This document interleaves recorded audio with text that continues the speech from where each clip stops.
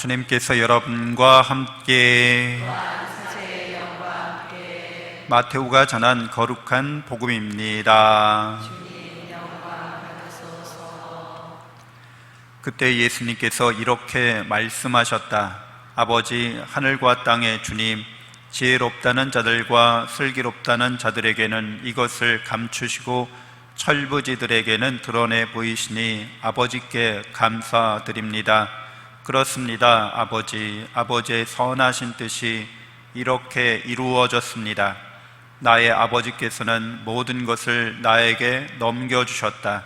그래서 아버지 외에는 아무도 아들을 알지 못한다. 또 아들 외에는, 그리고 그가 아버지를 드러내 보여주려는 사람 외에는 아무도 아버지를 알지 못한다. 주님의 말씀입니다.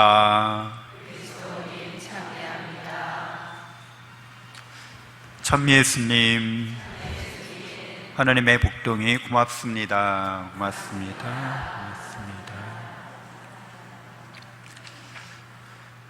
네, 오늘 우리는 출애굽기 탈출기에서 이제 모세가 하느님을 만나는 장면을 듣게 됩니다.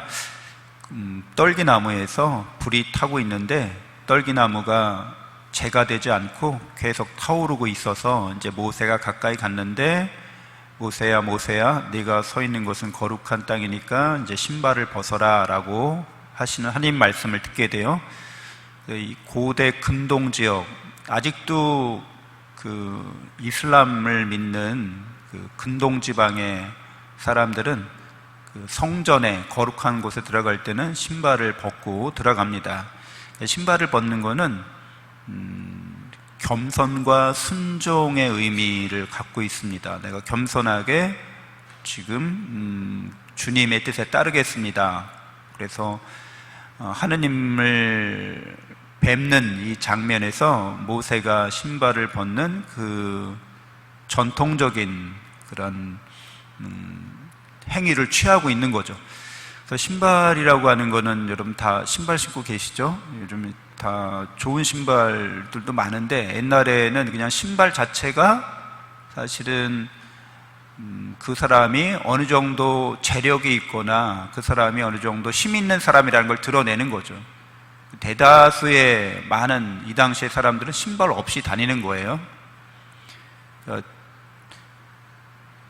좀 여기 계신 신자분들 중에서도 옛날에 맨발로 다니시고 그러셨던, 그쵸? 기억이 있으시죠? 대부분 아니에요? 네. 어렸을 때 이렇게 꼭 신발 신고 다니지 않아도 되는 그런 경우가 많았죠. 그래서 신발을 신는다고 하는 것은 그 굉장히 그 잘 사는, 아니면 대우를 받는 뭐 이런, 아주 옛날이니까, 고대 사회니까 그런 경우에 해당돼서 신발을 벗는 건 다시 그렇게 가난하고 힘없는 삶의 모습을 보여주는 것인데, 모세가 이렇게 신발 벗는 거, 이 장면에서 우리는 우리 자신도 하느님 앞에 나갈 때 이제 신발을 벗어야 한다는 것을 일깨움을 받습니다. 그러니까 신발을 벗는 행위는 가장 낮은 자세나 태도를, 겸손의 태도를 취하는 건데, 어디까지 여러분은 낮은 자세와 태도를 우리가 취할 수 있겠어요? 그러니까 여기서의 신발은 영성적으로 이야기하면 모든 걸 다 이렇게 내려놓는 걸 말하는 거고, 그 기도 전통에서 이것을 가장 잘 표현한 게 무주의 구름이라는 영성 서적이에요. 거기 무주의 구름은 이제 모세라는 인물이 하느님을 만나기 위해서 시나이 산에 오를 때 구름에 휩싸여 있는 그것을 상징하는데, 그러니까 무주의 구름이라고 하는 거는 자기를 내려놓는데 다 내려놔서 자기를 말할 수 있는 게 아무것도 없어지는 걸 말합니다. 나는 뭐뭐다, 난 누구다 이렇게 주장할 수 있잖아요. 근데 그런 걸 다 내려놓는다는 걸 말해요. 그래서 재미있게도 이거 우리가 이력을 내려놓는다는 표현을 쓸 수 있는데, 그 이자가 신발 이자 쓴다는 건 잘 아시잖아요. 그러니까 이력 그러면 신발의 역사죠. 신발이 돌아다닌 곳. 그러니까 모세가 신발 신고 돌아다닌 곳 이야기를 이제 되돌아보자면, 모세가 갓난아기였을 때 왕골 상자에서 이집트의 나일강에서 파라오의 공주에 의해서 끌어올려지죠. 그때부터가 모세가 이제 여정이 시작되는데, 갓난아기였잖아요. 근데 그 다음에 파라오의 왕궁에서 살게 될 때부터 신발을 신었겠죠. 아주 값지고 아주 명품 신발을 신었겠죠. 계속 신발 신고 다녔을 거예요. 근데 이제 도망 다닐 때는 별로 좋지 않은 신발을 신었겠죠. 그러니까 이 신발의 역사가 곧 모세의 일대기를 말해줍니다. 근데 그걸 벗어넣는 거죠.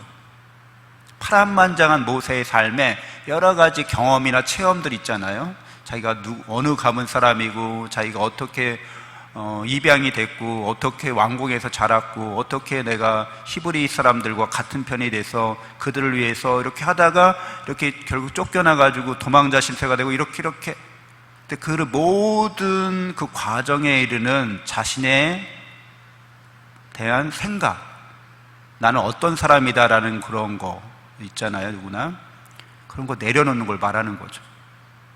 여러분이 사회적 경험이나 지위나 어떤 체험이나 생각이나 이런 것들 다 내려놓을 수가 있어요.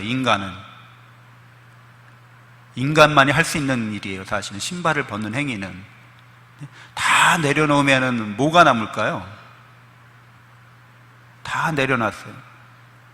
다 내려놓는다는 의미는 심하게 얘기하면 그 무지의 구름에 따르면 자기의 이름까지도 무지 속에 내려놓는 걸 말합니다. 무지라는 건 이제 알 수 없음, 모름 이런 뜻이거든요. 네? 그럼 나이가 몇 살이세요? 모르시죠? 남자예요? 여자예요? 모르시죠? 여러분 이름이 어떻게 되세요? 모르시죠? 여러분이 누군지 말할 수 있는 것들이 있어요? 아무것도 없는데요? 이런 상황을 말해요. 그런 상황은 언제 우리가 경험할 수 있냐면, 뭔가를 우리가 집중하고 몰입할 때 그런 상황하고 되게 비슷한 경우를 우리가 체험할 수 있습니다. 뭔가에 굉장히 집중하고 몰입되어 있는 상태는 곧 어떤 상태로 빠져들기 쉬우냐면, 모라의 상태로 빠져들기 쉽거든요. 모라지경이라고 얘기하잖아요. 모라지경은 나를 잊어버린 상태가 되는 거예요. 나라고 할 만한 거, 내가 나이가 몇 살이고, 내가 성별이 어떻게 되고, 내 이름이 어떻게 되고, 나는 어느 집에서 태어나서 자라서 어떤 경험을 하고 체험을 하고 뭘 배웠고, 뭘 이루어냈고, 어떤 아픔이 있고, 뭐 어떤 기쁨이 있었고, 이런 모든 것들이거든요. 그것 싹 다 리셋시키는 걸 말합니다. 그 모라지경을 들어가게 되면 어떤 일이 벌어지는 거예요? 우리가 뭔가를 집중해서 몰입한 다음에 모라지경에 들어가면 어떤 일이 벌어져요? 아무런 걱정, 근심이 없는 평화로운 상태를 경험합니다. 사실 그런 거예요. 그럼 드라마 삼매경에 빠진 사람들은 드라마 삼매경들 다 빠져보셨죠? 네, 하도 한국 드라마들이 이렇게 몰입이나 중독성이 강해서 그거 한번 이렇게 보기 시작하면 막 저기서 찌개가 끓고 있는데도 내 마음에는 그게 바깥 안 들리는 거예요. 지금 몰입 상태인 거예요. 집중 상태고 몰입 상태에서 밖에서 무슨 일이 일어나도 몰라요. 그 필리핀에 물난리가 났을 때 몇십 년 전에인데, 거기서 어떤 아이가 PC방에, 그때 필리핀에도 PC방이 있었던 시대인 거예요. PC방에서 물이 이렇게 차고 있는데 게임하고 있어요. 그 아이한테는 지금 홍수가 나서 물난리가 나는데 PC 게임에 빠져 있어서 이 상황이 전혀 그 마음에 들어오질 않는 거죠. 이렇게 집중 상태예요. 그 몰입 상태인 거죠. 더 거기서 한 단계 나가면 이제 모라 상태가 돼서 자기에 관련된 모든 걸 다 내려놓고 모르는 상태가 되는 거죠. 그런 상태가 인간에겐 가능합니다. 그래서 그것이 내가 누군지를 말해준다는 거예요. 오히려 성경에서 말하는 나라는 존재는 누구예요? 하느님을 닮은 존재거든요. 그 말은 우리가 하느님과 비슷하다는 뜻이고 하느님과 거의 같다는 뜻이에요. 모세가 신발을 내려놓는 걸 말합니다. 그래서 오늘 복음에서 예수님이 하느님을 알게 된 사람들, 하느님을 아는 사람들은 하느님의 아들이면 예수 그리스도라는 거예요. 내가 아버지를 안다는 거예요. 그리고 하느님과 내가 알려주려고 하는 사람들이 하느님을 안다는 거예요. 그러니까 하느님을 안다고 말하는 것은 자기 자신을 안다는 말하고도 같은 맥락을 갖고 있습니다. 내가 누군지를 알게 된다는 거예요. 하느님이 사랑의 하느님이시기 때문에, 전선하신 사랑의 하느님이기 때문에 그분의 전선하신 사랑으로 내가 있다라는 걸 안다는 거예요. 뭐만 알 수 있다는 거예요? 나라는 존재가 이 세상적인 것, 인간적인 거를 다 끊어놔도 나는 있다라는 거를 경험하고 체험할 수 있는데, 그냥 어떻게 있느냐 하면 사랑으로 있다라는 거를 경험할 수 있다는 거예요. 그래서 철부지 어린아이 같은 이들, 어린이와 같은 이들이 하느님 나라를 차지한다고 했는데, 이 어린아이는 알아차리고 있어요. 뭘 알아차리고 있냐면, 내가 나이가 몇 살이고 이름이 뭐고 우리 집안이 어떤 집안이고 이런 거 하나도 몰라요. 갓난아기들, 이렇게 어린아이들은 뭐만 알고 있어요? 사랑받음으로 있다라는 것만 알고 있거든요. 근데 그 사랑이 부모님의 사랑이죠, 물론. 근데 영성적으로 신앙적으로 깨달은 이들은 하나님의 영원한 사랑으로 내가 있다라는 걸 알고 있어요. 그게 우리가 복받은 사람들이란 뜻입니다. 그게 우리의 기본 베이스예요, 늘. 그거는 절대 망각되지도 않고 절대 없어지지도 않는 거죠. 근데 그걸 바탕으로 우리가 이제 어떤 생각을 하게 되고, 어떤 여자의 몸이든 남자의 몸이든 몸을 입게 되고, 어떤 경험이나 체험을 하면서 자신의 인격을 형성해 가는 거죠. 근데 이 사랑으로 있다라고 말하는 이 존재는 망각되지 않는 영적인 자아인데, 이 자아가 이제 하느님을 이렇게 만나게 될 때는 반드시 소명을 받는다는 거예요. 사명을 받는다는 거예요. 어떻게 하라는 소명을 받아요? 네가 받고 있는 이 사랑을, 누구나 받고 있는 사랑을 깨닫게 하고, 또 그 깨달음으로 자기 자신을 사랑하고 이웃을 너 자신처럼 사랑하는 공동체를 만들어라 라는 소명을 받게 됩니다. 잠시 눈을 감고 묵상하겠습니다.